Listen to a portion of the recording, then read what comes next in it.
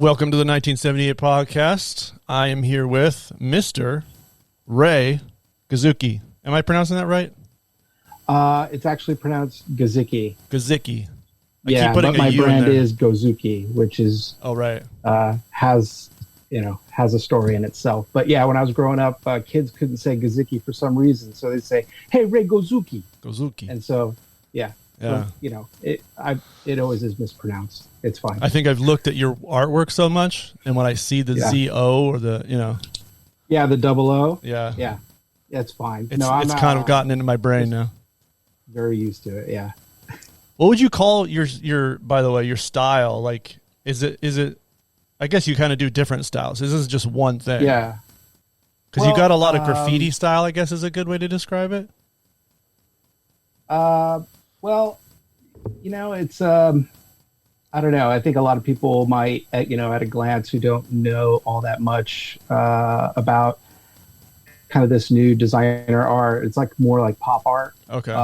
But a lot of what I do is really just based in a lot of like vintage work, and then my natural like cartoon work is that like from the late 20s and early 30s. The bombshell and the Cuphead. So if you ever played Cuphead, that's like the style I really love to kind of draw in naturally. In fact, for your audience, I still make video games, but when Cuphead came out, I got so many calls. People thought that was my game. Really? Well, Ray must have worked on that. Yeah. Can you remind? I don't know. Unfortunately, I don't know Cuphead. Is that a game that came out on mobile, or what was it? Yeah, let's see. I think it came out about 3 years ago. Okay. It's not on mobile, but it's on consoles. Gotcha. But yeah, it's basically like it's gorgeous actually. It's like playing an old cartoon. Yeah. So they actually have like a kind of a film grain, and you can actually see like debris and stuff inside the gameplay, which actually makes it look more like it's an old cartoon. It's gorgeous. Sweet. Yeah. Let everyone know like your Instagram or your website and stuff. So in case anyone was looking to see this while we talk about it. Yeah. So a lot of my most recent art, you can find me on Instagram. I'm Ray Guzicki, one word. That's RAY Guzicki. Yep. And then for some of my professional work, you can find me on Dribble, and I'm also under Ray Guzicki, and that's Dribble is DRIBBLE.com. Got it.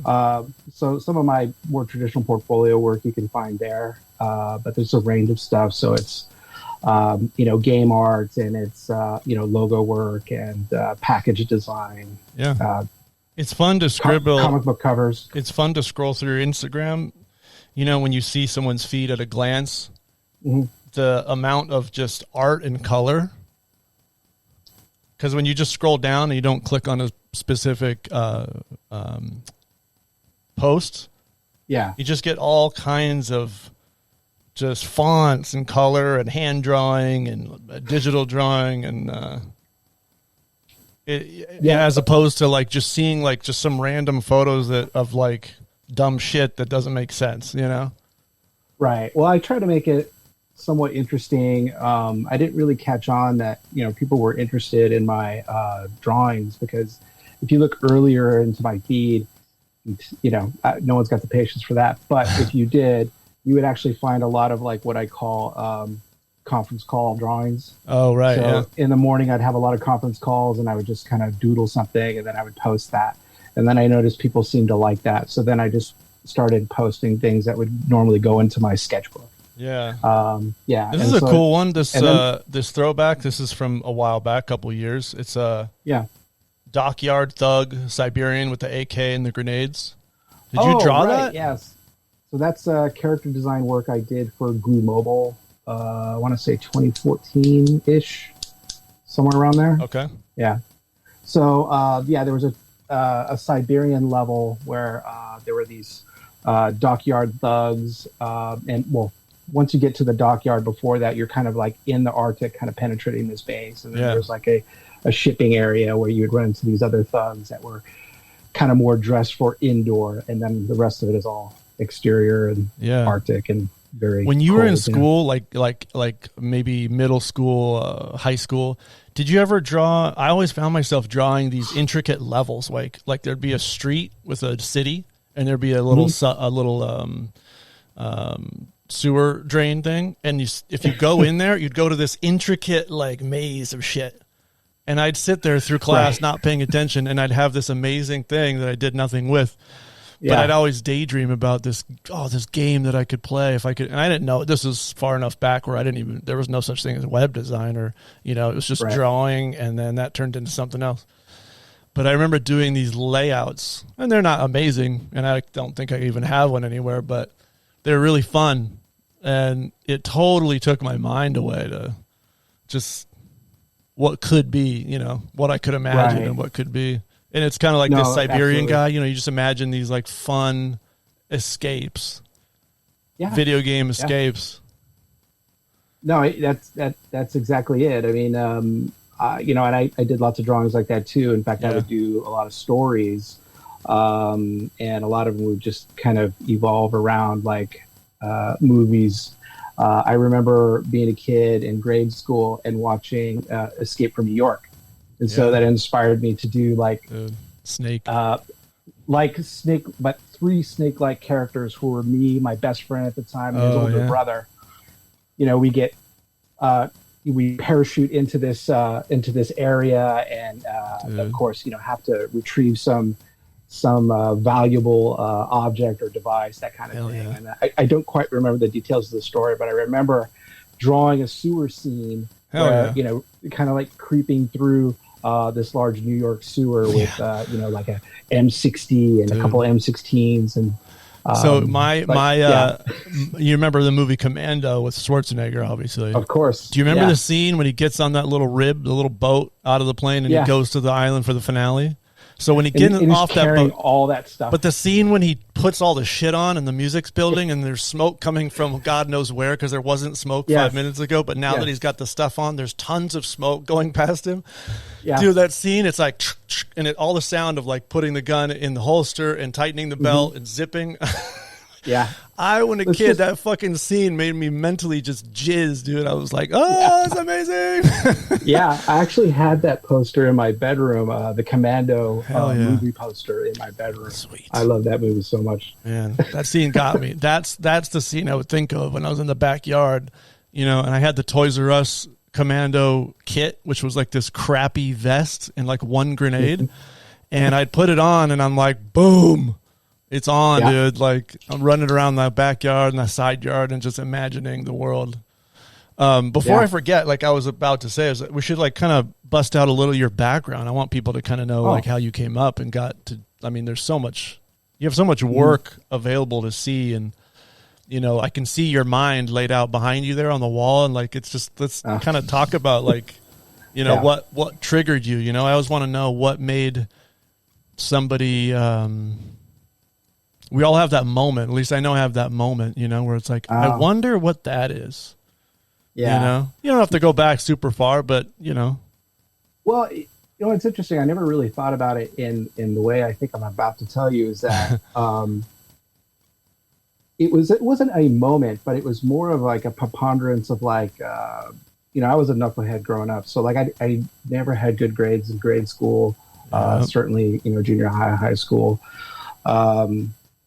How could you when you're thinking about Commando? Right, exactly. Well, that's exactly it. So I was either doodling or I was goofing off in class because, I had an audience. And so I would, act out or whatever. Sure.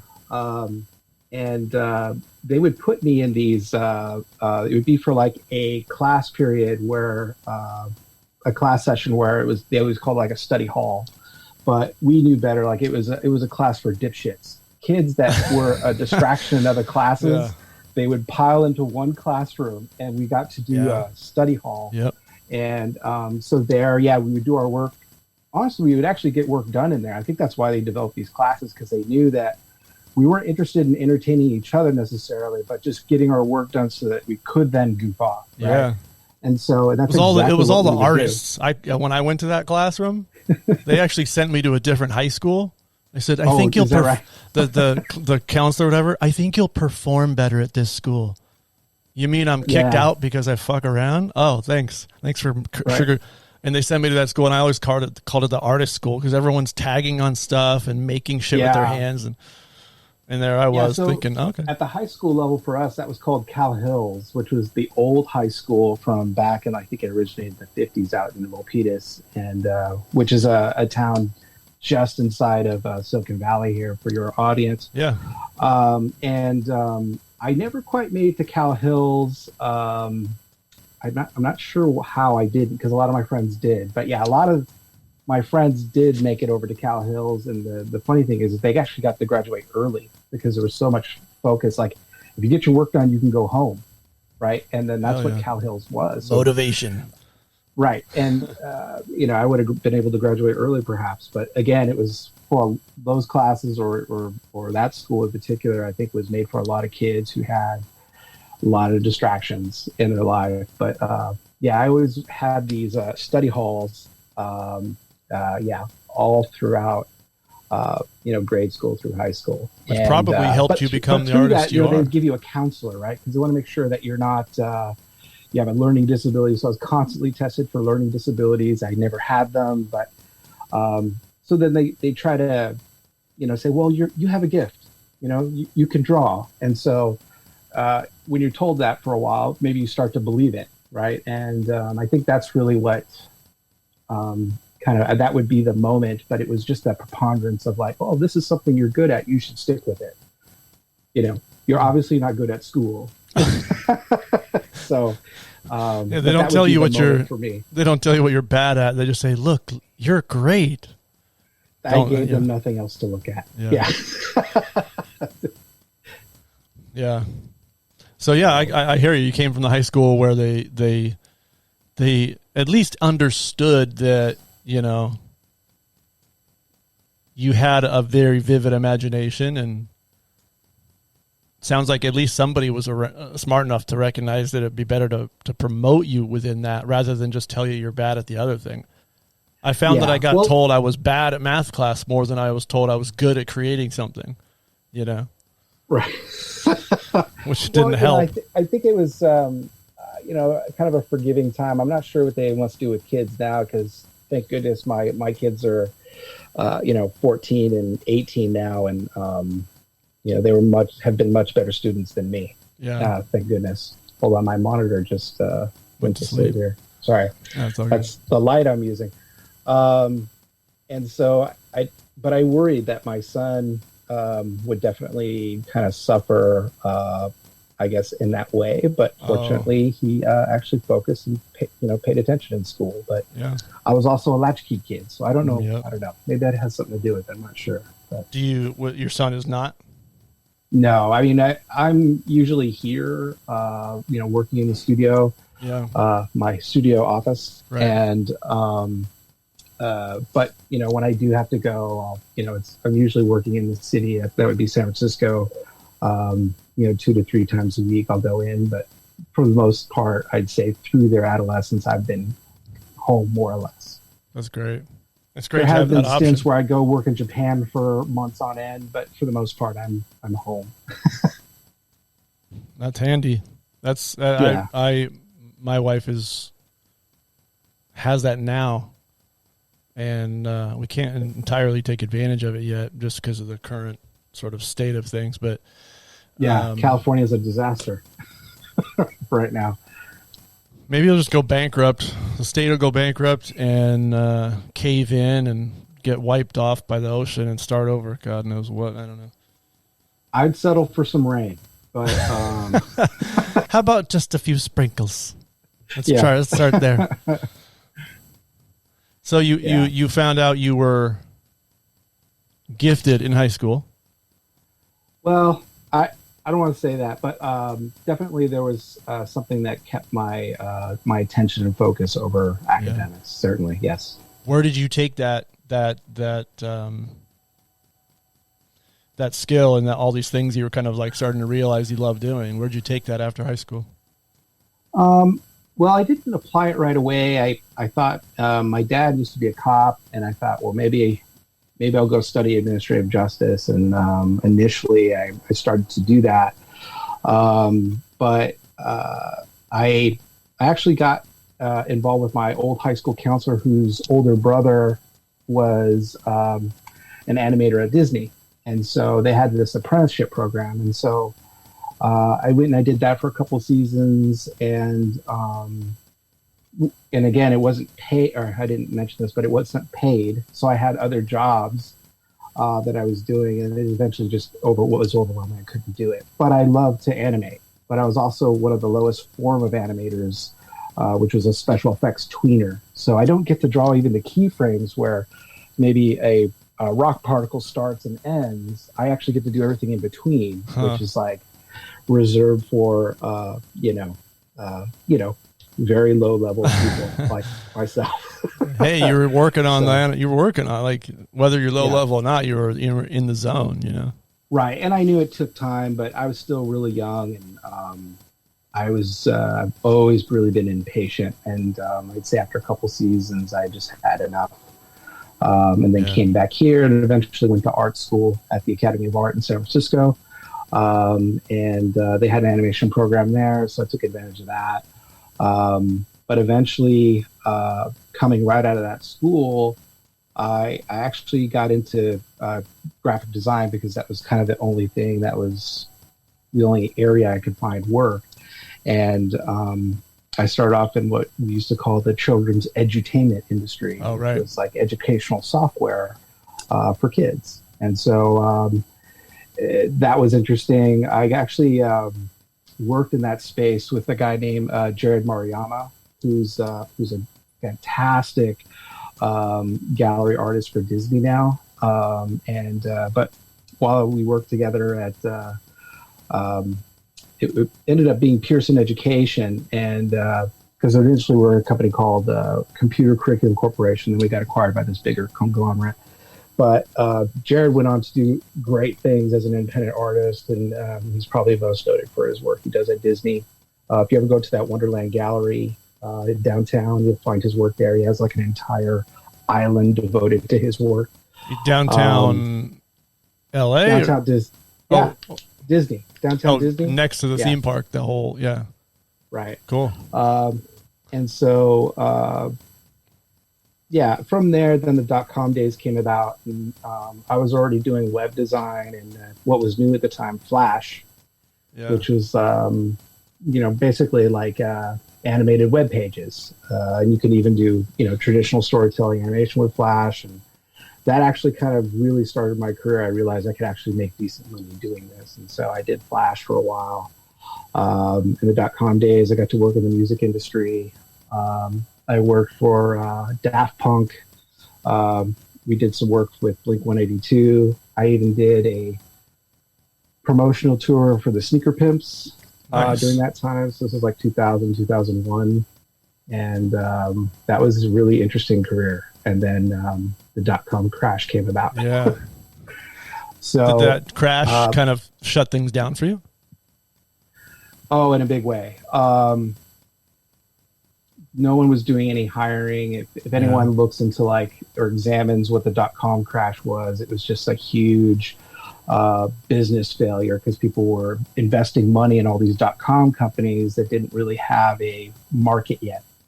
And I was certainly part of a business that was doing that because we were working on DRM technology, which we ended up getting acquired by Sony, but we thought it could be public facing, right? So if you were an independent artist or even an established artist, you could start to actually do your own distribution, right? And collect your own money and all this. And this was the early 2000s? Yeah. Wow. And so that technology exists on everything that you buy media-wise in terms of like movies and music, other digital media in the background. But it's not in the forefront anymore, right. And it's obviously not directly for the consumer. It's for the distributor, for the business, or for the business owners themselves. So, but we worked on interesting things there. Peer-to-peer video sharing, cloud-based stuff, which there was no bandwidth for it then. But I did contract work with that company, which be a subsidiary of Sony called Intertrust. Yeah. doing a lot of that for the PSP, but again, just the bandwidth wasn't there, so it never really caught on. Yeah.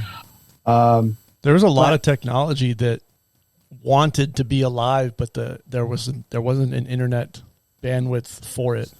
There was a lot of people that were ahead of their time. I remember a few things. Yeah, and that was certainly Intertrust during that time. Just way ahead. It just wasn't quite there, but Sony saw the potential in that company, and they ended up doing some really cool things with it. Do you remember seeing some of the very, very early Netflix advertising? Yes, I do, because they wanted they're to not be too far away from where I live. Yeah, actually. Yeah. They apparently knew that's. I mean, from the advertising, I would garner that they knew they were going to stream. That movies were going to come from their headquarters, so to speak, and go to the consumer. They just couldn't do it out of the beginning, so they sent DVDs to everyone, which is really strange because there's still people that order DVDs in the mail, and it's just like, wow. But if you live in the sticks or something. DVD.com, they were actually down the street from where I am. It was actually on that same street where your audience probably doesn't know this, but where you and I met on that commercial we did for Zynga. Where was that? Is that at the... It was in Fremont. That was Fremont. Yeah, we shot in that office building. So on that same street was the what is now I think DVD.com, but Netflix distribution hub was in there. Yeah, on that. So that's street. Where all their DVDs were mailed in and out. Back in the day, yeah. Funny. Yeah, man. There, I think that as DVD.com. Oh, so Netflix is that I believe wing of Netflix is DVD. Yeah. Oh, so it's not Netflix; it's a whole different business. So they're part of that. I think they're part of that whole Redbox network that you see outside the 7-Elevens and stuff. Yeah, I believe they are. If anyone's doing their homework, they probably know better. But I think at least they exist as some part of that type of business now. Wish I'd bought, like everyone else, stock in Netflix back then, because they were just praying that people would rent their DVDs back then. Mm-hmm. Yeah. Graphic design and stuff is sure taking a. In fact, just what you do. I mean, like you said, you used to have to do 10. You used to have to wear 10 hats or 8 or 10 or whatever. Now you can go to work and do one thing. Yeah, definitely. During what they used to call multimedia, right? Have a career in multimedia. It was because there were so many things involved. So that was web design, illustration, animation, graphic design itself, desktop publishing. You had to know all those things just to work at all. Sorry, I went dark on you again. You're fading out, man. You had to have all those things or you just didn't work. And then when the .com crash came about, I'd say it wasn't that much different. But the only people hiring after the .com days around 2001, which also was around the time I got married and had a kid. So I instantly went into this nuclear family when I had this great .com job, and then it all went away. And so I had to scramble to find work. And the only people hiring, at least here in Silicon Valley, were the people in the video game industry. Yeah. Zynga and all that. It was good. I would say I really enjoyed that career. I still do technically, but it's all really about mobile now. And I'd say for the last 8 years, I've only been working on mobile games. Yeah. There's so much you can do with your phone. I worked on arcade games like Need for Speed. So if you were ever in an arcade, drove any Need for Speed cabinets, I most likely worked on those. That's awesome. So, as well as Madden and PGA, which was really just a port of Tiger Woods golf. So we did a lot of games for EA at this company that I worked at or started working at during the arcade days. It does seem like it's just phone games and then console and PC now. Right. I think, as soon as, the bandwidth is coming, but you're going to be able to play wherever. Right. So you and I could be networked. I could be on my phone. You could be on your Xbox. Another guy could be on your PC, and we're all in the same arena. That's insane. Yeah. That's such a really already here, evolution. But, like you want to talk about gaming evolution, going from 8-bit offline in what, 88, 86? Oh gosh, I think it was 86. Yeah, I mean, you can. Well, yeah, before PC that, games. I came in. My career started as Nintendo, and I think I was 8 or so. But yeah, you and I are like half a biscuit apart in terms of age. But it's interesting that it's not that much time in the grand scheme. From 80 something, let's call it in the middle of the 80s to to 2020. So that's 40 years. No, sorry, 35 years. Yeah, that's a pretty drastic. Oh yeah. If you think about it, just that point in time, just the technology then from like 85 to now, and the processing. I mean, if anything else moved that fast, that's probably more movement than most other sort of not technologies, but yeah. I mean, arguably, you could, healthcare. I mean, has made it's like, leaps and bounds. But generally, software is, I would say, the one thing over time is getting better and better. Yeah. You can't necessarily. Well, it really depends on your perspective, but there's a lot of things that, let's just face it, don't get all that much better with time, right? Yeah. Well, it's tapered off, hasn't it? What's the theory that it gets twice as fast every year or twice as cheap? Well, it's exponential, right? Because you're putting in the processing power. Now you have AI and all that stuff's going to start doing like a lot of the analytics and calculations for you. I already see it in the creative marketing work that I do for clients. Is I get together with a performance marketing team. Sorry with the air quotes, but it's just. So we feel it. We can feel it. I can feel it. I just keep using it. I love air quotes. Down. I'll do air quotes right now. I'll just air quote myself. I'm loving air quotes. Just kidding. Right. But as a creative director, I work with a lot of performance marketing teams, and we create ads that resonate with people. So a lot of the stuff that we would do traditionally in like advertising that would look polished and clean and slick, or even cinematic, doesn't attract users anymore. It needs to appear raw and practical for anyone to even pay attention to it. And so, how do you garner that data as far as what users are attracted to? We have marketers who are looking at that stuff. So when you get down to a lot of different levels, they can tell you we could tell when someone views the ad and when they stop viewing the ad. Or if they view completely where they are. And then a lot of times you can see their habits, and you have access to all this analytical data. But I'd say a lot of the deep analytical stuff sometimes is not all that useful. But generally, when you work in advertising, I'd say this, especially in performance marketing territory, is it's really about patience. So whatever you can capture from someone in like 10 seconds, wow, at 10 best seconds is your chance to sell the product. It's really under that. It's really about 10 seconds. But because now you can see with the amount of connection, especially on a mobile device that's that personal, I'm sure you can track like when they opened an app and when they closed it and how long they watched a video for to the millisecond and all these things, right? Right. Yeah, so you have access to all that data, and you sit down with folks and you go, okay, well, what should we try now? And so, depending on what the product is, you try different features or even tease a feature that may not even be available for the product yet, whether that's a game or a new app. And then you can, generally draw people either into your app for the first time or return to the app. So we actually have data on people we know that have used the app and stopped using it, right? So all that gets crunched by people who enjoy numbers, which is not me. Yeah. Right. So then they spit that information to you, but they want for the things that are important. Yeah. They want you to just the numbers. But you end up having to tailor what you do based around that data for mobile and things like that, I would assume. Right. And for me, a lot of it is like what I know people will sit for, right? And I really just kind of think of myself and being, I'm still kind of an impatient guy, but as I'm older, I'm, a little more contemplated. But it's really just determining what people will sit for and what will resonate with them.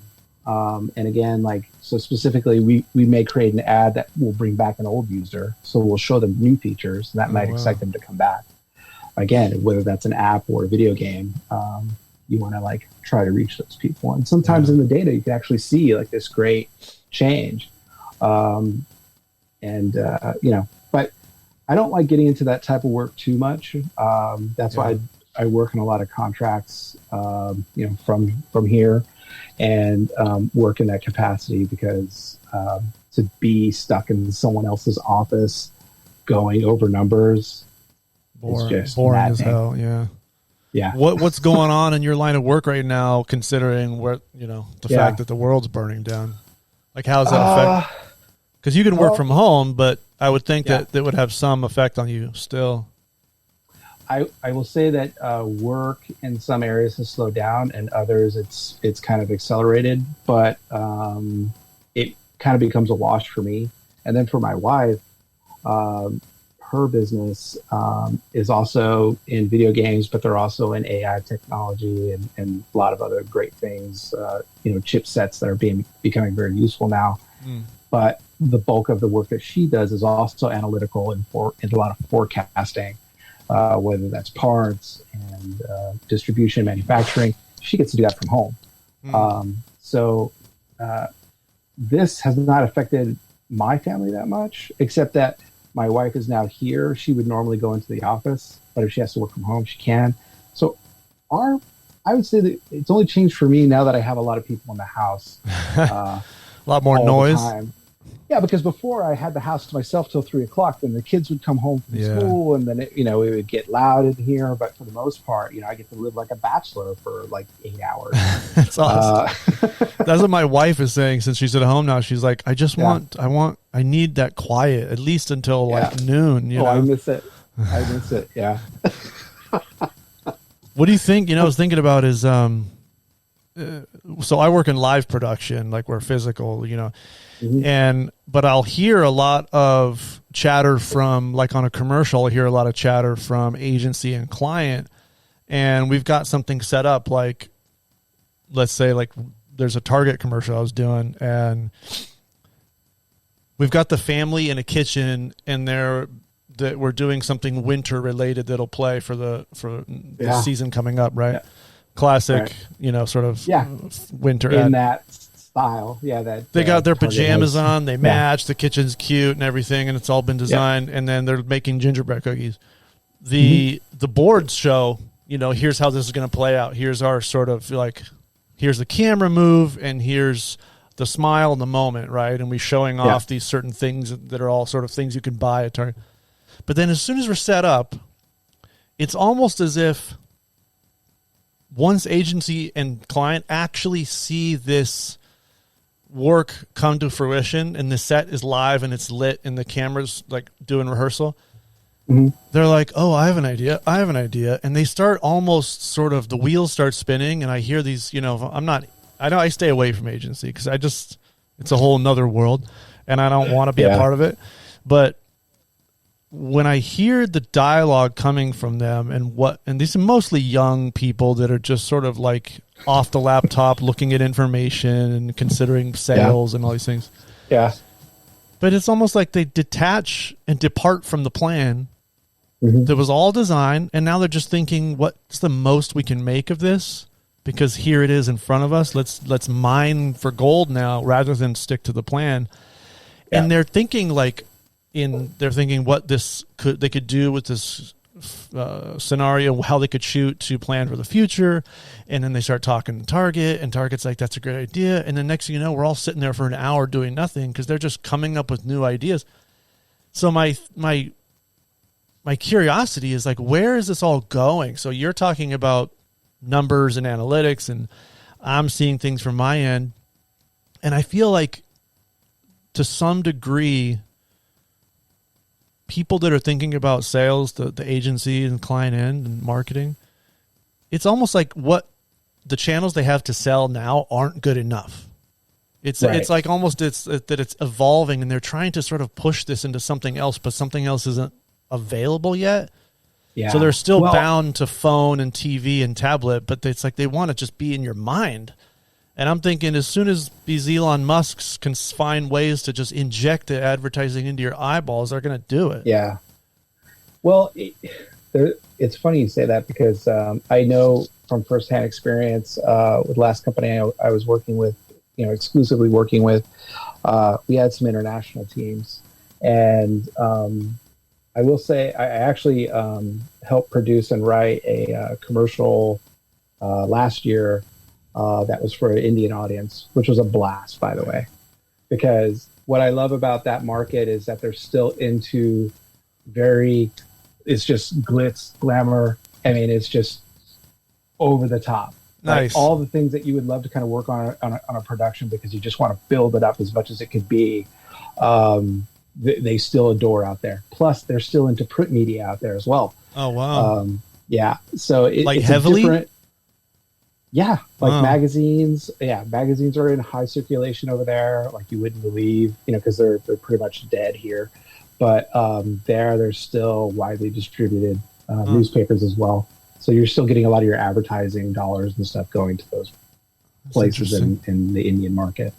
It's all Bollywood, right? So like the bigger, the better, the glitzier, the glamier. I don't know if that's a word. It's not a word. They like it to be over the top and shiny. And yes. Yeah. I mean, just over the top. And they're still really into that. I mean, I actually like that because I would say that's not quite the opposite of what we do here, but it's definitely not the direction we're going in, right, in terms of advertising. And what you're saying about being on set is I'm sure there's analytical people and producers who are in charge of their digital marketing, figuring out, this is going to be a great spot, for this market. So we're going to do a bunch of digital ads. Can we just do this? And they'll actually try to squeak in stuff where it's not really factored into the production. Yep. Right. Yeah. Yeah. They get their essentially their designed shot, but they're immediately saying, okay, now let's get some social, let's get some banner ad things and everything they can just get in and fit in within that time in the day they're willing to pay for. Yeah. Yeah. Yeah, they exactly. crunch. And then sometimes they're trying to squeak it in because they don't want to pay for it, right? They're trying to get it for free. Yeah. Well, then they got a photographer roaming around, and he and I, no one's signing any NDAs, no one's signing any releases, but they're taking photos of the whole place and any little, just basically mining and soaking in as much content to allow for as long of a run of usage of all that paid for content that they can get out of it, which I get. If they're paying the amount of money they're paying to do all that, they want to get the most out of it. But it's just this weird sort of race in a way to, and there's a weird, it's hard to describe if you haven't seen it yourself. You probably get this. Yeah. But there's a strange competition within these teams of agency people and their different departments and stuff. They all seem to want to shine. And, so it's like I'm seeing these people put themselves out there in ways which they obviously would not in their personal lives. But because they're because person A is next to person B and, maybe they're both kind of the same age. So they're probably in the same sort of level of employment.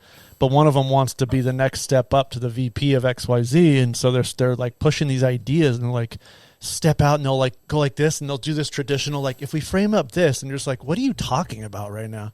Yeah. You're just trying to impress somebody else. You're not talking about a useful thing to do for a target. You're just talking about words that sound cool to make you look cool at this point, and everyone's standing by waiting. It's narcissism, right? It's just pure narcissism on their part. At least that's my perspective. Old man Ray, here come the airport. These bastards! Look at them go! These kids. Yeah. I mean, they want to try to bring something extra, and I understand that. Yeah. It's just I just know looking back on when I had a young media career, like I wasn't doing all I could to try to impress someone at the top. I was just trying to get my job done. Yeah. Right? Which you think if you were just trying to get your job done and you're successful, that would be enough, right? You wouldn't need to sort of But try I to see spotlight it, especially yourself. here in Silicon Valley, there's tons of these, like especially MBA grads, because they already come out with like this sense of like, well, I know more than you do about video game production. Oh like, God. Okay. Yeah. That's my De Niro. Yeah. Okay. Anyway. Yeah. Okay. The silent De Niro. Yeah. There's so many good De Niro clips. You got my mind going now. Yeah. But I like to call those people flazers, right? So it's like the opposite of a trailblazer. They're actually like failing a big trail towards the top, That's funny. And unfortunately, some of those people, they make it. But which is weird. It's really, usually in those companies, you don't want to be there anyway, right? So that's why I enjoy the bliss of being a contractor, right? So sure. And if I can avoid it, I'd never sign on with a company. I'd just get a contract so I can cleanly separate, right?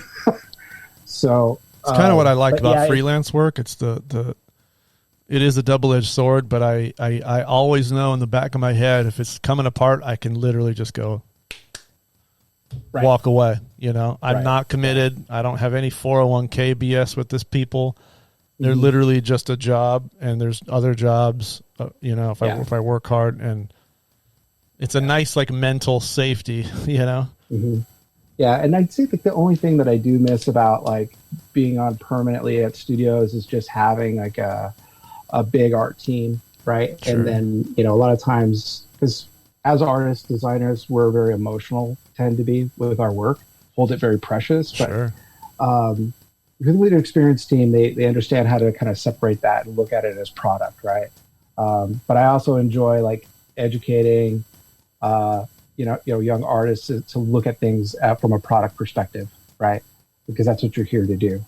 But then also encourage them as designers to do their own work, right? Kind of like what I'm leaning on now with like a lot of the design work that I'm doing is just more like what I like to do.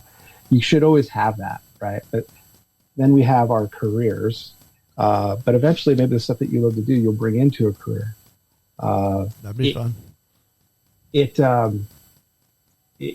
But again, oftentimes I could bring an artist in-house to understand how to look at what we're doing as product, right? Not to look at like, I worked forever on these weapons or this background, and now they want to cut it, or it's like, well, don't hold it precious, That's actually a hard one for me to swallow sometimes. Yeah, because we'll grind out and we'll create a set, and everyone in the team will work at it, from the production designer to the decorator to us, just putting it all together. And especially if it's ego based, for some director to just change his mind and all that goes away. Yeah. It's a tough one, because you put a little sweat and heart into it, and you got people all trying to make it look good, and the plan can change, and they've got enough money to just throw that whole thing down the toilet and start over. And the upside is maybe you work for a few more days, and so you get a little bit more income out of it. But at the same time, it's like, what I try to do is drive that towards a personal endeavor. So if I feel like all my efforts at work went towards something and then it didn't get shown, I'll say, okay, well, I fully have the capability to sort of put a Band-Aid on that in my own world, and go home, make something of my own, make a video and put out in the world, and no one can tell me not to, and no one can decide it's not happening. It's all me. So I can self heal in a way, I'm not trying to sound like a baby, but I can sort of rectify the situation. And it's fun that way, And it's nice to have that option in the world with the technology we have and YouTube and everything, that you can sort of self-broadcast and self-publish. Mm-hmm. Yeah, I think a lot of in the visual arts, especially as like video game design or even animation, you either have a reel or you have a portfolio where you can look back on the work that you did hold precious, right? Yeah. And you could show that to other people to help sell yourself. Sure. So you always have that. And a lot of times I'll say to someone like, well, this is your good portfolio piece. Yeah. Put it in your version of the style guide, when you're all done with this project, right? Yeah, because if the world didn't see it, doesn't mean no one has to see it. Exactly. Right. Yeah. But I also think that's what's great now is like, you've got your podcast and there's YouTube now, and there's just so many new avenues to kind of display your work that we didn't really have before. Even you need to put a portfolio up as on the web, but like you couldn't necessarily show, I don't know, other things that you worked on, right? So Yeah. if I had a real portfolio of like all my work, you would see like the video production and the animation as well as the print stuff. Yeah. And like, you know, and I only wind up in these areas because, you know, there's oftentimes when I come onto a studio, there'll be someone who hasn't done something. So I'll have to get involved and then start doing that also. Oh.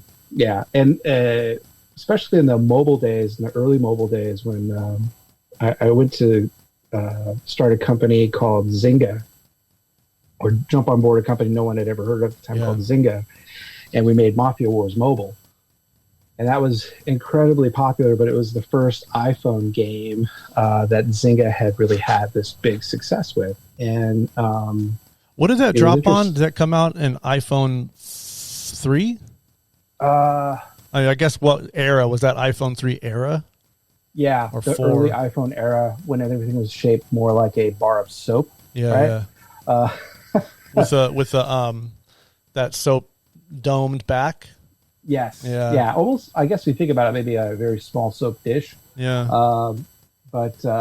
Yeah, and so we funny. had millions of downloads in our first month. Yeah. And it went really well, but it was also a time where you didn't have in-app purchases, right? So you couldn't buy a new weapon inside the game or anything like that to kind of give you an advantage or anything else for that matter. So they didn't know how to monetize.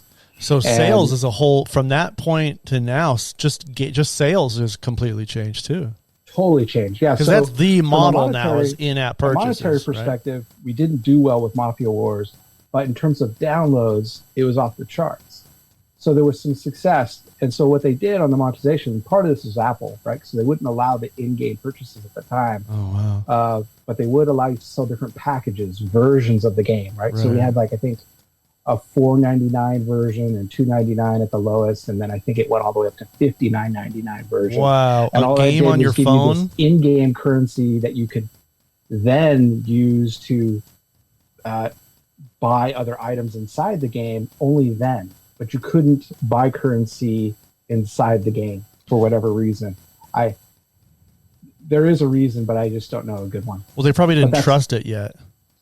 Probably. It probably seemed a little predatory at the time. It could have been part of the tech, and then also could have been part of like they might have been afraid of fraud, and I don't know, lots of different things because the tech was still pretty new. But when you did that, so you buy the game, and then there'd be the $5.99. Did you have to have the full game to buy the $5.99 additional, or that standalone? No. So it was they're still free to play. So you could buy, or you can get that game for nothing. In the App Store. But if you wanted kind of an advantage, you would buy these other versions that had value added to them, right? So you would have the extra things like better weapons, better vehicles, and for Mafia Wars, you'd have other rackets that you had access to that you wouldn't have if you just had downloaded the game free. So, yeah. And Mafia Wars isn't around anymore. It's not around anymore, is it? Or is it still? They had revitalized it a couple times since. Because you would think that I was only with Zynga for like the first 8 or 9 months. Well, let's see, maybe of their existence, they probably had been around 5 months before I came on board.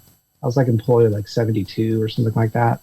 Oh wow. Yeah, and then but it was all mobile and Facebook from there. And that's when like those microtransactions started to like kind of slowly creep in and started to become like what was and still is the gaming industry. That's the go-to model now, right? Is the in-app purchase. Oh yeah. Well, I also feel like, and I worked with a lot of old school creative directors like who've been making video games since like the very early 80s, late 70s, and like and people who had worked on stuff like historically.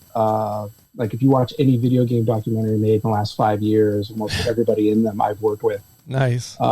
In some form. And, but it kind of compromises, or it does compromise, I would say, the gameplay now, right? So a game designer they're not looking at it as like designing fun. They're looking at it as like, okay, how can I get a user to spend money, right?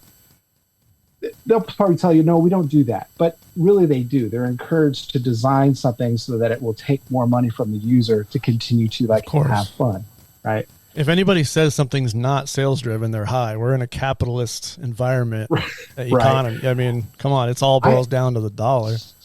I've always been about it, like it never made sense to me. I really think if we should build complete games to go into the App Store, I still believe this, and it has never been a popular opinion, by the way. And all the companies I've worked for, whether it's EA, Zynga, Disney, not a popular idea. But I think we should build a complete game for one price and no microtransactions. Good luck with that. Everyone hates that idea. But like, just, to me, it's fair, right? If we're not asking you for any more money than we do up front, and then you have a complete game that you can actually finish, right? Or we just keep adding to the game, hoping that we're just going to build more users. And they kind of do that on console and PC, don't they? You get a complete game. Yes, you can't. Well, I guess you could still buy a light microtransactions there. Yeah, but there's also microtransactions there now as well. But it used to be a fair exchange where I pay $40 or $60 for a game. You give me a complete game, and I can finish it and go on to another one. But now it's different. But in the PC and console world, they're still charging for those games. But plus, we have microtransactions. So that word microtransaction, it almost connotates like sneaky sales and marketing. Like, oh, it's just a microtransaction. It's not microtransaction. But the 99 cents, 99 cents out of your pocket times 500,000 people. It's not a microtransaction anymore. Yeah, micro theft. Yeah, I just made that up, but I'm sure it's out there. And if you look at it, like I was looking at something recently, I think it was on Xbox. I was playing Xbox, and I'm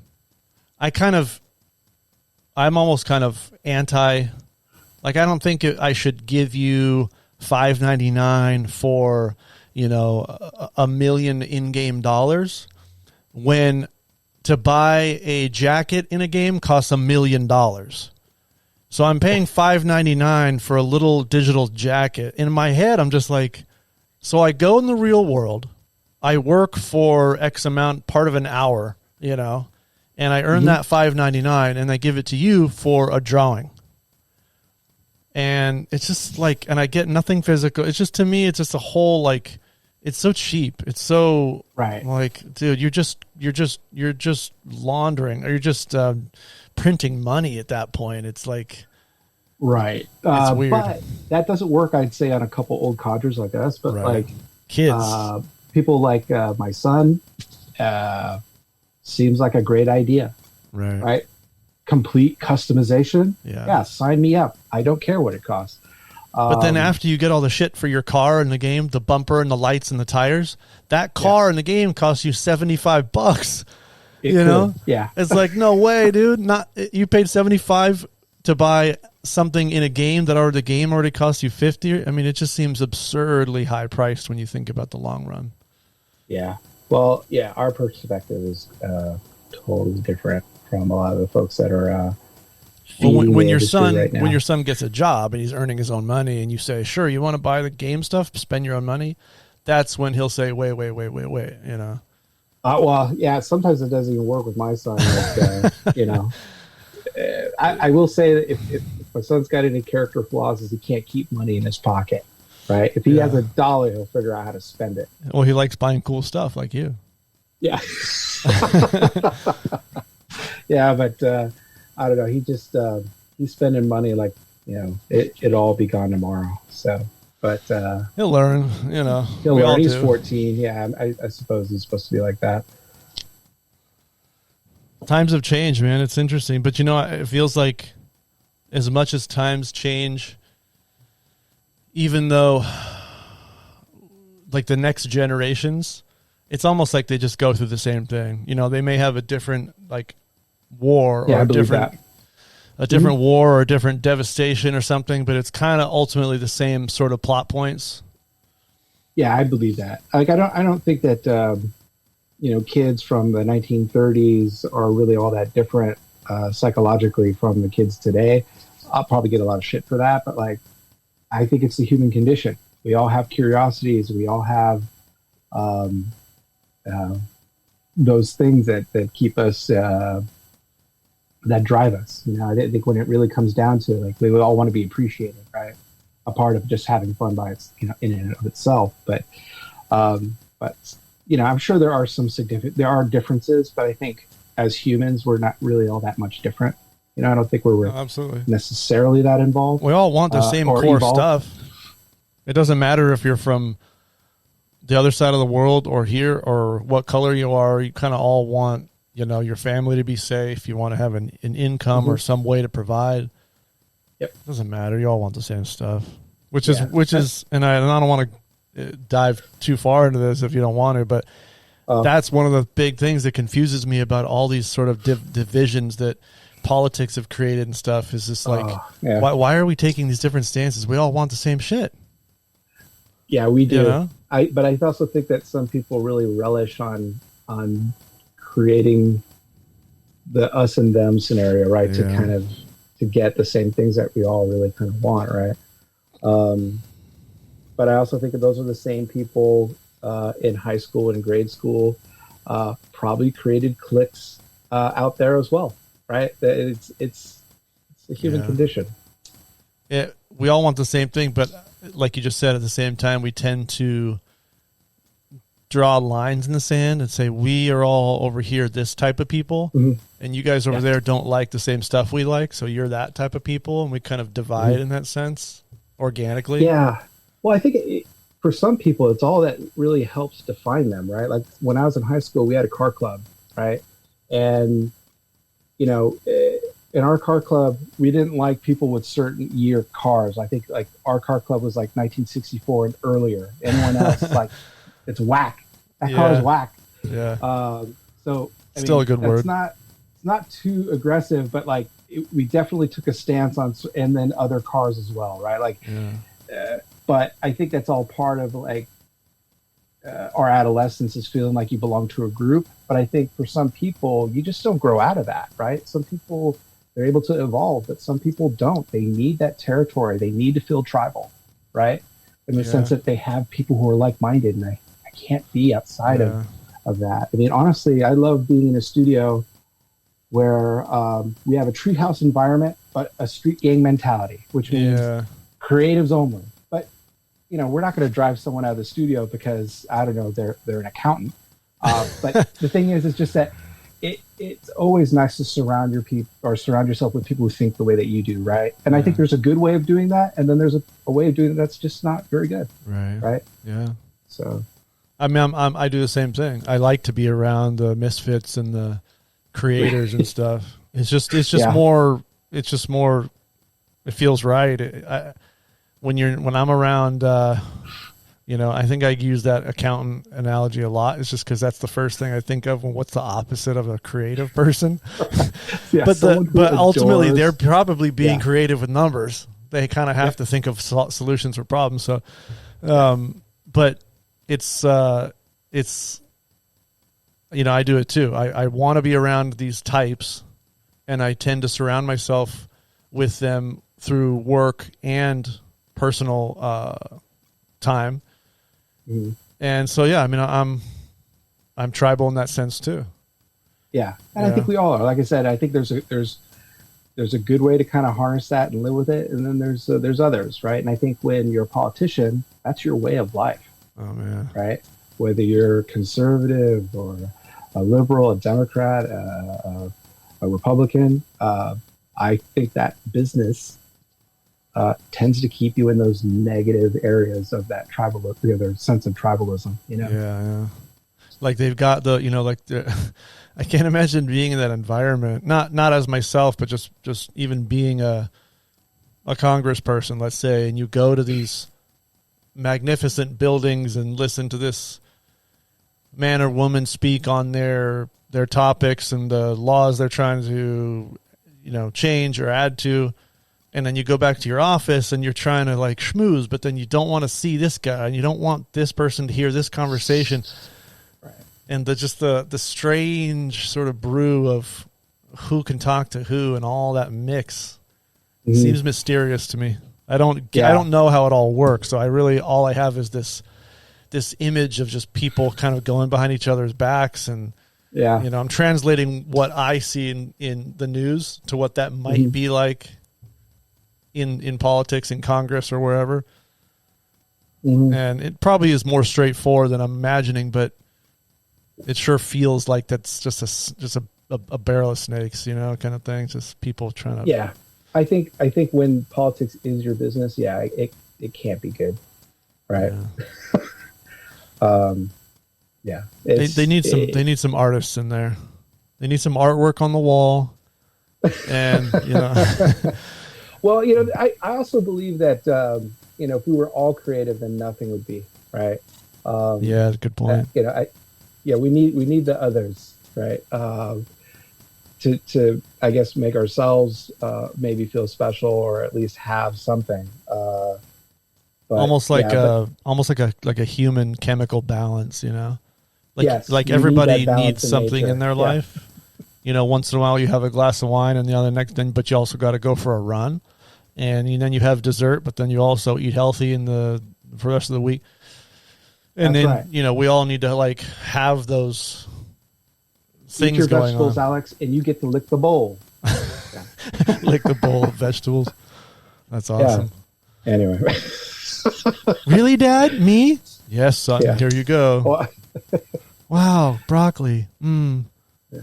Well, I was just thinking more like, dessert was, at least for me, was always like based around something that was going to be baked. So it was in a bowl. There was some sort of batter, whether it was cookies or brownies or something like that. The way I heard you was comically, I was thinking you said, eat your vegetables and you get to lick the bowl too, as in lick the bowl of vegetables. Oh, no, I just like double, when dessert time comes around. I know it's something so inside. Like I do this all the time with people where they're like, maybe they'll laugh, but they're not sure why they're laughing.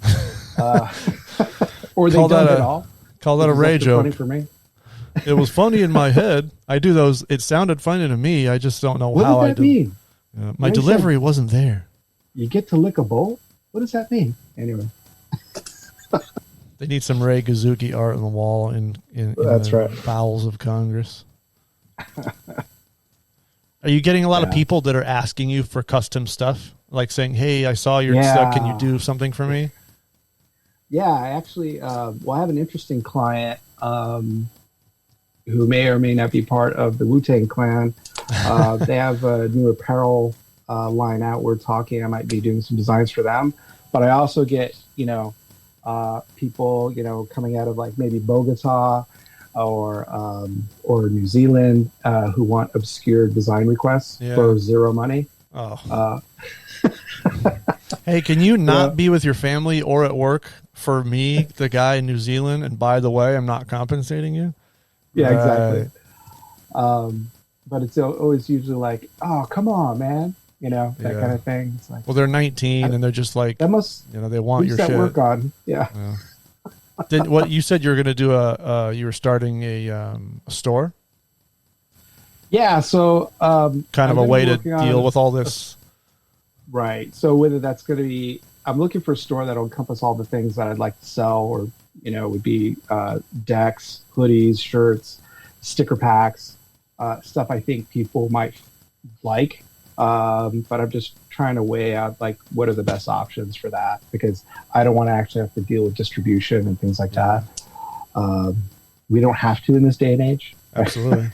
Well, you can just have your store on some other sort of site where it's like they just drop ship whatever the order, right? Like whether it's Shopify or Big Cartel, one of those. Like, but they probably take too much percentage, I would assume, make not even worth it.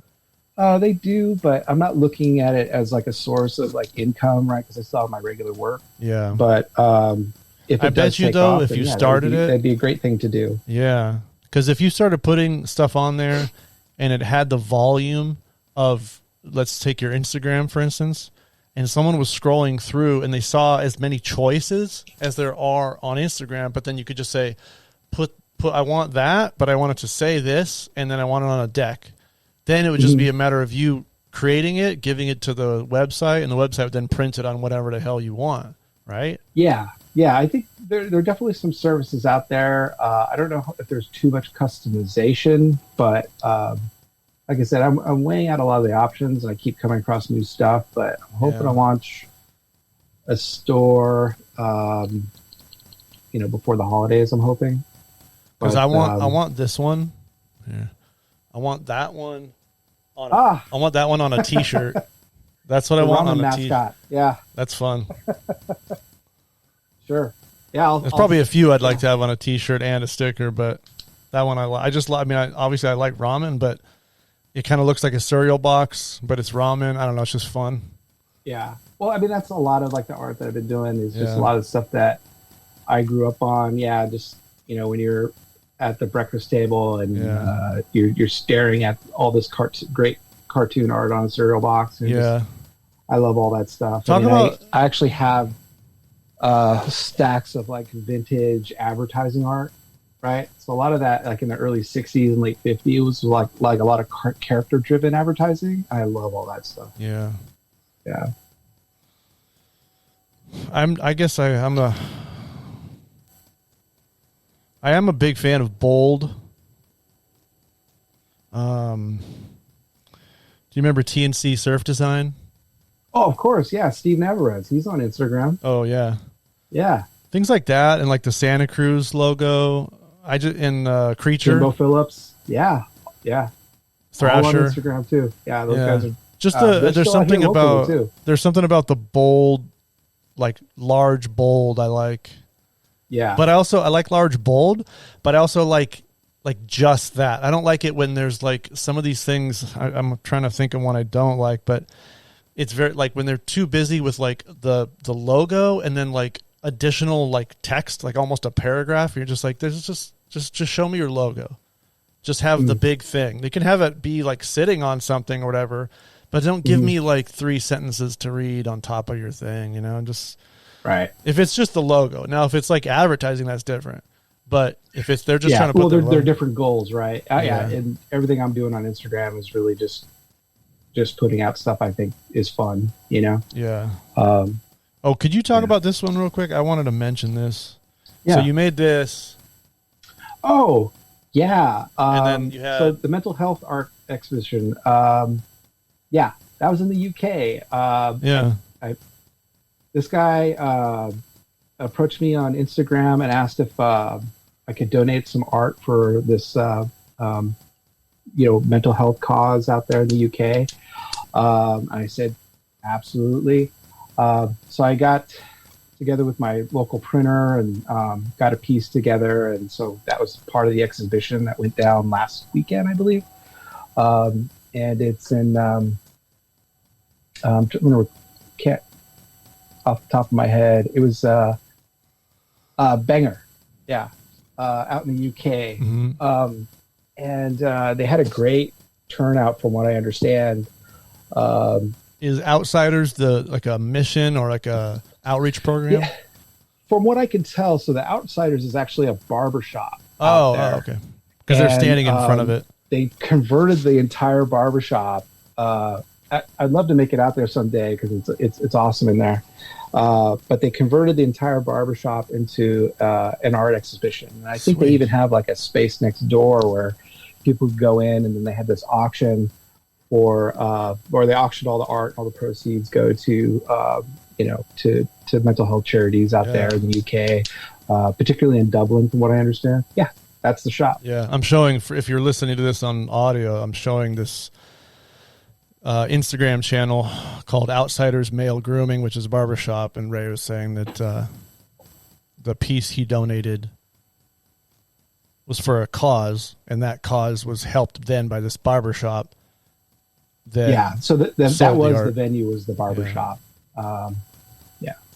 So I donated a piece for the exhibition, and I actually got to talk with the guy who actually won the bid on the piece, and I got to tell him a little bit more about that particular piece and the series. I didn't think that someone would just be listening to this, but I did this series of like paint ads where there's all these paint mascots. So one's a spray paint can, a paintbrush, a bucket of paint, a roller and a fat marker, and it's all done in like this old advertising like way. These mascot cartoon characters, but I made them up to look like legitimate brands. Right down to like maybe what the ounce count is for for the container, or whether it has a long lasting effect and all that stuff. It looks like it could be a legitimate ad, but it's really just a piece of pop art. Yeah. So after talking with the guy who won the bid, I told him I had sent him the other 4 pieces to that series, but I couldn't tell him when, because I actually had that piece printed up before the pandemic. Really? But things start to loosen up a little. Maybe I can get some other stuff printed. But that's also something I'd love to have on my store coming up soon, is for people to be able to order prints, and on top of shirts and hoodies, decks, things like that. Well, all this stuff, I mean, if you're listening, just pull up your phone, go to Ray Guzicki, RayGuzicki, Instagram, because when you scroll down, it's like you just get all these cool, it's art. It's all handmade art. This is kind of one of the things that this whole podcast is about, is people that make their own way and use their own skill and their own talent and their own tenacity to create something, rather than have something either handed to them or go through the sort of traditional process of sort of collecting a document that then you can show to somebody else that will take that as proof of knowledge. And I'm not knocking that way. I just prefer the, cut your own tunnel and walk through it and go where you want to go, even though you don't know where that technically will take you. Because that's when you absolutely where I'm at now with all of that, I'm just having fun doing it. At the end of that journey, at the end of anybody's journey, whatever whatever road you went down, you're going to be laying there on the bed or sitting on the couch watching TV, and you think, what did I do with my life? And I feel like it's going to be a lot more rewarding if you're like, you know what, I tried to, or I did accomplish that little thing in the back of my mind. It's like, I want to do this, and it's not going to be easy, but if I keep going, I'll find some success in it. Yeah. I mean, absolutely. I mean, I have no complaints in terms of like what I've been able to do in my career. Whether that was, animation, the advertising, game development, even some of the film stuff that I've worked on, and then also working as an independent designer, like, no complaints, because I've been able to do things. It's taken me all over the world, and I'm just fortunately still having fun, even though it's still work. A lot of days I don't want to work like anyone else, but I don't have any complaints, no regrets. I mean, sure you have regrets, but but for the most part, I think this was definitely where I should have been. Definitely not. When we first started this podcast, being a cop would not have been for me. Right. I don't think I would have been able to make it. Which, I mean, especially now, can you imagine having to do that job? I know. Just the controversial, most everything on the earth right now. Yeah, I just wouldn't want that. That's rough territory. Oh yeah, it can't be easy. Well, what else you got? Anything else you want to throw out there in the world, Ray? Not at the moment, but I am also probably working on an animated series with some friends. We're waiting for funding, but I've heard that. I've heard that a lot. People saying, "Well, I'm waiting for funding." Yeah. Well, this time we actually, it's like anything else, right? We're all waiting.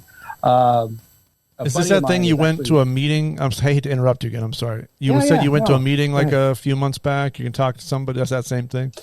Yeah, I was in LA talking with some people out there who have been on a few shows on Cartoon Network in particular, and just trying to understand a little bit more about like what's new in distribution and what should I look out for. I mean, already through my video game contacts, know a lot of voiceover actors. I'm not worried about that. We actually know a lot of really talented people in that arena, but It's more about finding out where the distribution is. I already figured out what production costs are going to be. Yeah, it's just more trying to get a better understanding of like where we are in this new age of distribution and what would be the best way to kind of go about it. Right now, it's just about the money. So I'm writing. A buddy of mine is also doing a lot of writing. Right now, we're looking at doing something that's based in a story that's based in Silicon Valley, and a lot of that is all drawn from real world scenarios, just the most ridiculous stuff that we've been exposed to out here over the years. And hopefully, other people will find that funny as well. It's been there was a very popular HBO series based on all the comedy within the pain of. Yeah, I was actually deeply saddened to hear that Silicon Valley on HBO was going to go away because almost every episode I've been through some form of that in my career, almost every one. And maybe not to that extent, but like all those people that exist or in that show, they exist in real life, and I know who some of them are, like who they're based off of. My dad said, I said, there's this great show, Silicon Valley. The writing's really good. It's funny. He said, I refuse to watch it because it brings up PTSD. Because my dad was doing the .com thing, finally rode a train into the sunset, got the golden period, worked for a company that sold, and he retired. But he did all this start a company. It's all it's like just bare bones. You don't know what's going on, and then it either sells or it just dissolves. And he did that a few times, but he said that he's like, nope, that show literally makes me feel like stomach pain. Like it's that real. I could see that. But for me, it's more like sometimes when I'm laughing, I'm kind of crying. Also, when I watch that show because. Yeah.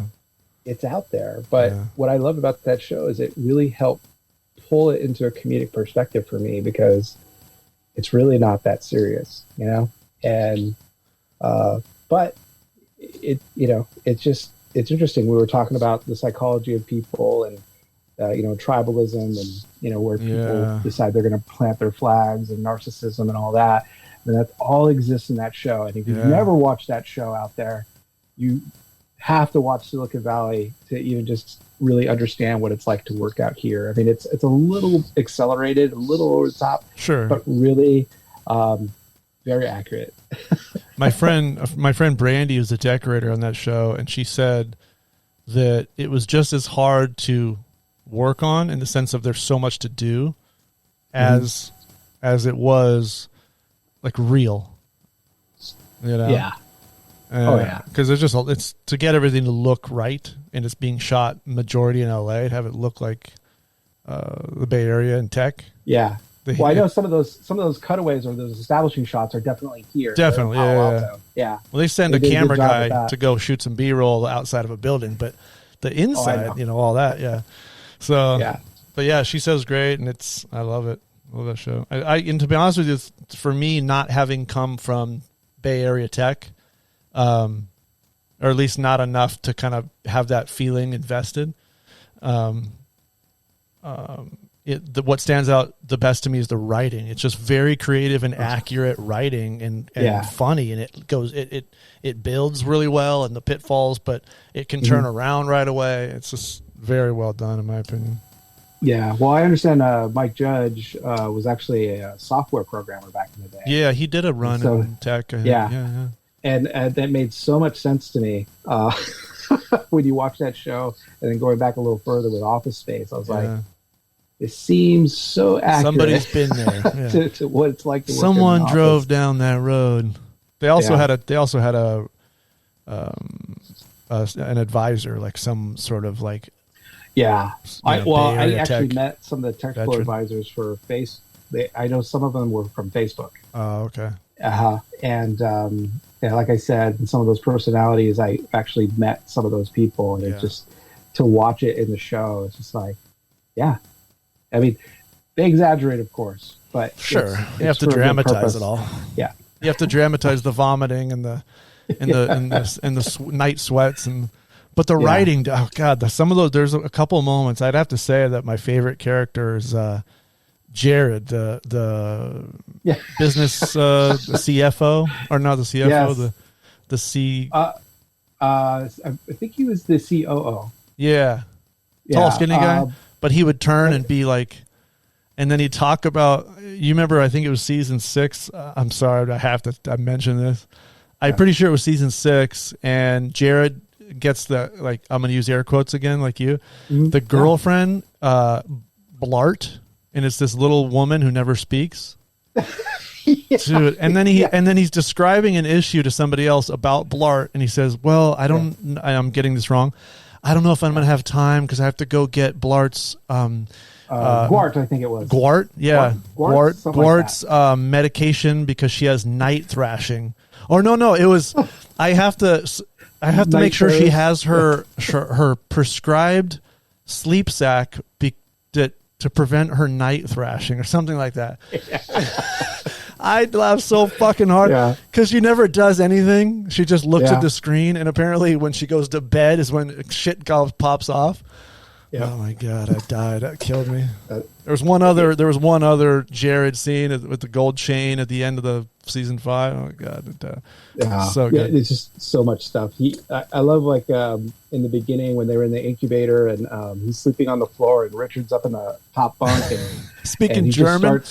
Speaking German in the middle of the night, like, just violently. And he's like having conversations like, oh, Frogen no Schlager. And so I didn't know you speak German. I don't. Yeah, he's like, I don't speak German. Are you sure? Because you do.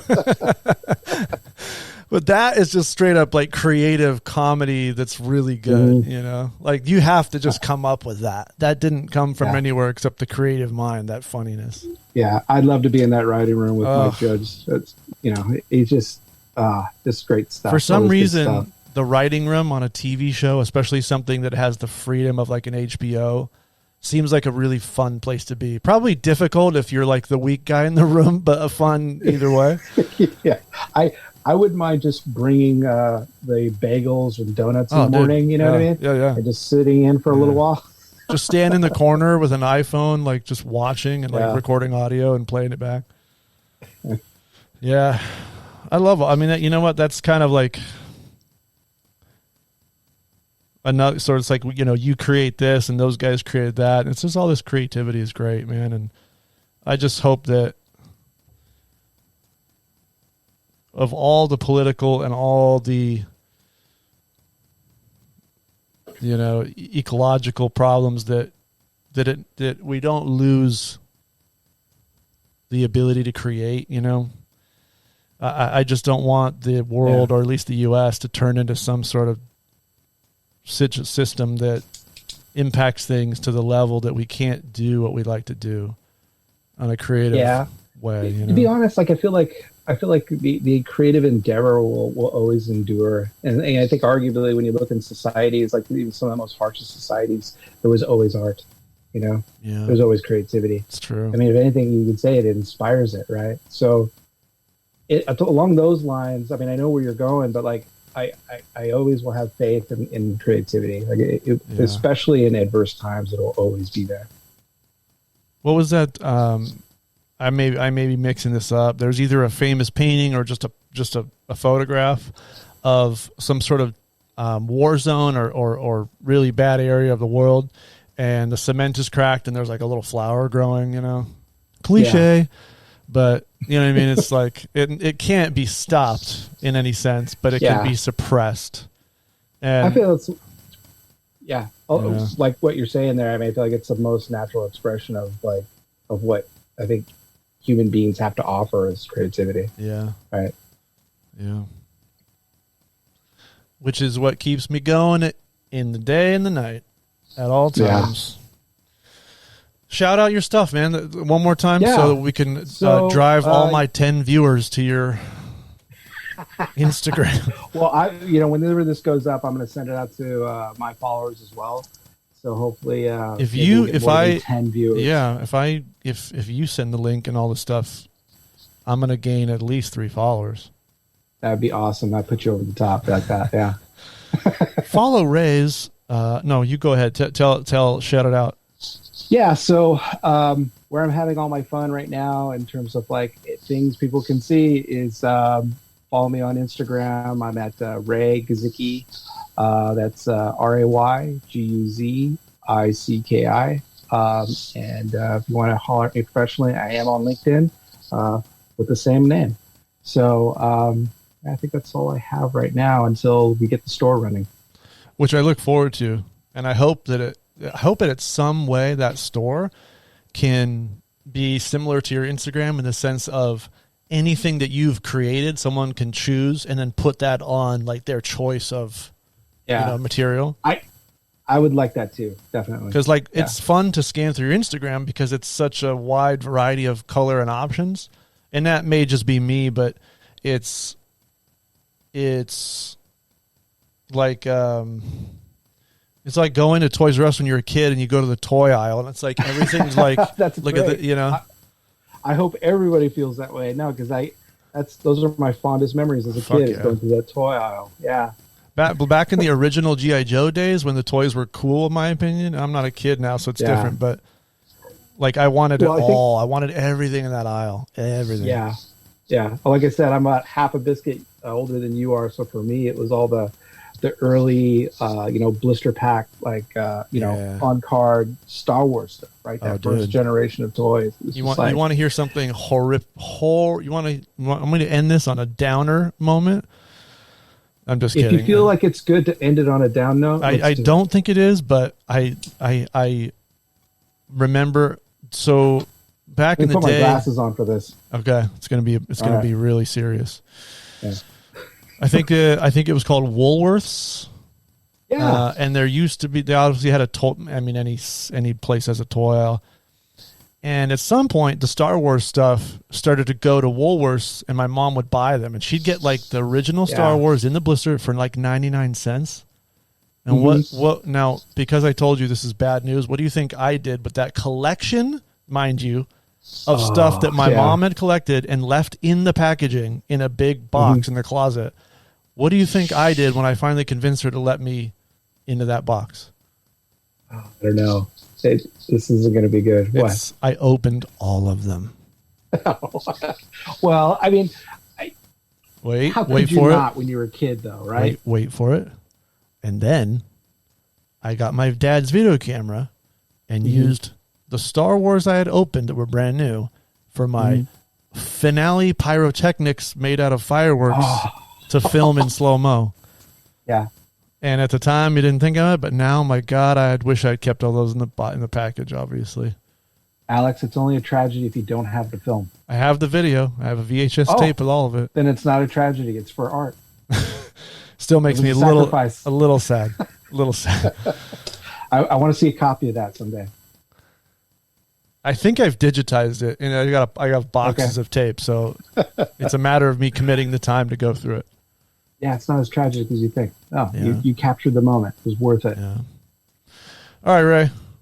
I'll send you some digital information when I've riled it up out of this. Great. I appreciate you being on. No, it was a lot of fun. I'd love to be back if you. I would love to have you back. I would love to have you back anytime, really, because we could go on and on. Yeah. No, I could. I could definitely do some more in-depth stories. No names, of course, but like. Well, when those things that you're hinting towards become a real thing, tell me. Yeah, absolutely. Sweet, buddy. All right, my man. 1978 podcast out. Peace. Thanks, Ray. Thank you.